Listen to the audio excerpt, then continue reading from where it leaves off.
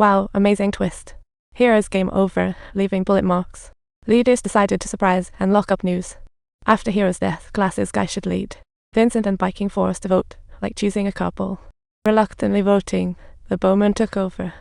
The fallen hero locked poker in the leader's safe, a high-stakes gamble. The new leader would receive an envelope containing the safe code. After confirming it, they'd seal it again. It's basically a treasure map for the next leader. Leaders joyfully announced the transition, while Whitehair slyly urged Shorty to swipe cards. Shorty snuck into the leader's suite while Yume nervously kept watch outside. He found the safe, and Whitehair chimed in from behind the time to input that super password 8022. Whitehair didn't see the password, but based on Bowman's expression, he concluded the envelope must contain a blank sheet. The real password was just a mirror image of the word "bus talk about a wild game." Shorty got blindsided, and upon turning around to see Whitehair, he realized the clown was me all along and was dragged into a dark room. Noseding sealed his senses with tape and planned to have him wait in suspense for the laser show. What a master of suspense. Meanwhile, Whitehair snuck into the leader's suite, realizing Shorty was just a pawn. He knew they wouldn't stash the important cards in. After Shorty got caught, Whitehair noted that Bowman was fixated on a wall painting, almost like a god in a castle. Whitehair deduced that the envelope didn't contain a blank sheet, but a drawing instead. The real safe was behind the wall painting. Talk about hitting the nail on the head. He uncovered a hidden safe behind the wall painting, password 802. Whitehair got all cards except the hearts. Suddenly, the Seaside's power system went on the fritz, but was back online quickly. Talk about a dramatic stage. What a chicken, argued Whitehair shouldn't manipulate innocent Shorty. It was like arguing over the last cake slice. Just as Water Chicken was about to leave in despair, Whitehair spotted something suspicious. Don't run. Suddenly, the entire Seaside transformed into a game venue. What a joke! A voice came from the stream, thanking all the guests for their support. The hotel had prepared a game for everyone, with a difficulty level rivaling the hearts. How naive. The girl lay dead in the hall with a knife in her chest. Talk about the worst food poisoning plot twist.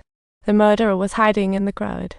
Players have 2 hours to find the killer, throw in the fire, or its hide, and seek screams included. The deceased's best friend was first on the suspect list. They were always seen together, yet today one was missing. What a plot twist. Noseding barked orders to throw someone into the fire. Longhair's sister and Yume rushed forward to stop him, brainstorming how to find the real murderer. Our sister explained that the blood on her handkerchief belonged to the fallen hero, suspecting he was done in by the Marshall faction. What a scandal. Then the big boss, Brother, entered the scene, forcing the murderer to confess or face the wrath of the Marshall faction. Talk about a life or death. People fled in panic. The Marshall faction reacted. The outcome: a game of wits between Brother and Noseding. The hotel's fireman tattoo guy was drumming up some fun, and players dodged flames. Results were disastrous. But what a thrill ride. Meanwhile, Yume was searching for Shorty.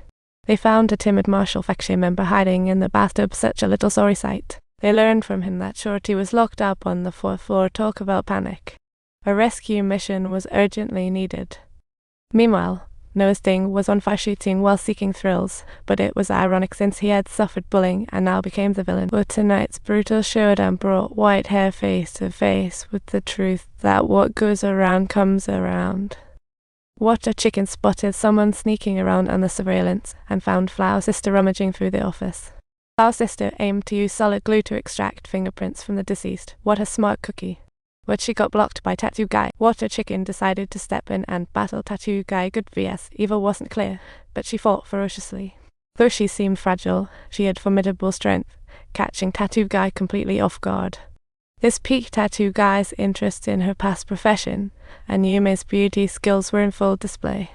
Water Chicken originated from a prestigious karate family, where her father angrily exiled his son due to his makeup usage, ultimately resulting in Water Chicken's transformation into a daughter. Truly an unexpected twist in the narrative. Years later, Yume met her mother at the hospital, only to find her mother didn't blame her. An emotional revelation. Tattoo Guy turned out to be a struggling writer, and here he finally felt the joy of living while hiding some darks. To avoid returning to his old life, he shaved his head and covered himself in quirky tattoos. Sheer madness. Meanwhile, Yumi faced her past with courage, and the outcome of this battle was all too clear. Meanwhile, Shorty found himself trapped in a small dark room, struggling fiercely to the ground and rolling around in desperation. Through his persistence and ingenuity, he managed to tear the tape with his mouth and free himself. What a clever and brave little guy. Yume heard him and rushed over, only to find a locked door talk about being as anxious as a cat on a hot tin roof. On her way, she faced an attack from the martial faction, but Yume skillfully scaled walls. What a daring move. She successfully located Shorty behind the window in his prison room, racing against time. Such a thrilling rescue.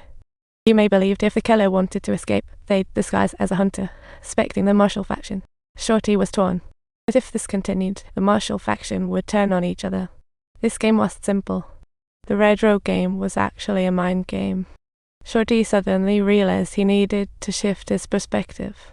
After the deaths of the hero and the girl, the seaside morphed into the game scene, a scheme designed by someone well acquainted with the place. Flower Sister's fingerprint study reached a conclusion, but just as she was about to share, she got knocked out by the martial faction. Who could the killer be? At this point, seaside players surrounded by martial faction. Bob Brother orders to catch them all. Pace quickens. Just in time, Shorty appeared to halt the slaughter since he had been locked away in that dark room all along, boasting a solid alibi.